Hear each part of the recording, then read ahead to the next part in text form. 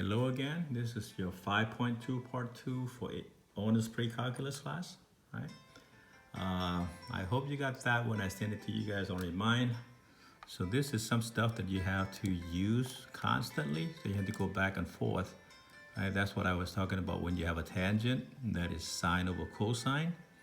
When you have a cotangent, that is cosine divided by sine. Now these are co-function stuff that we did. These are the odd and even functions, identities. So you have odd functions, you can drag out the negative. You can see that right here. It's kind of tiny. And then we'll get to the sum and difference formulas real soon, okay? So right now we just struggle with these right here. So here's one of the problems I was gonna show you. I was gonna show you earlier, but anyways. So this is about verifying, so you must know what should equal to. So there you go. Now I wrote down here saying that there are two ways to do it. So one of the quickest way to do this is to cross multiply it. Okay. Now, some teachers may not like that, but it works. So here's what you do. So if I take this side, right, this cosine here, and cross multiply down this way, so it's like that. So I'll write it, I can write it on the left side of my board or right side of my board. So if I multiply them, let's put it here. Cosine square of a t. Now I could have used c square, that's all, okay? I did that before.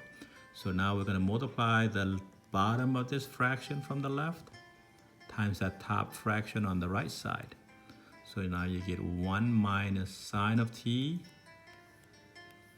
1 plus sine of t. And again, I could have spelled out the whole sign or just a s.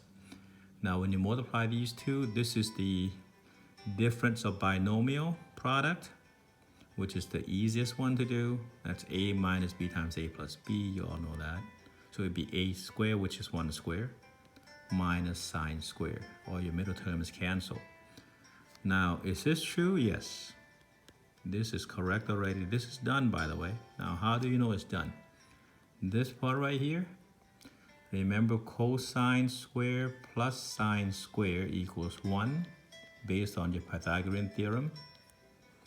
So now if I subtract sine this way, your cosine square of t, right, in this case, I just used all this variable,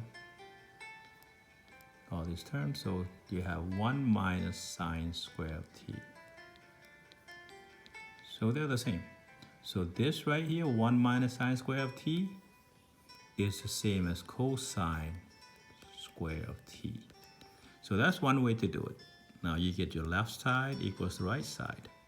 And that's the goal, just to make sure that you get the left side equals your right side. Okay? Now I'm gonna come back and redo this video, this same problem another way. Okay, watch for that.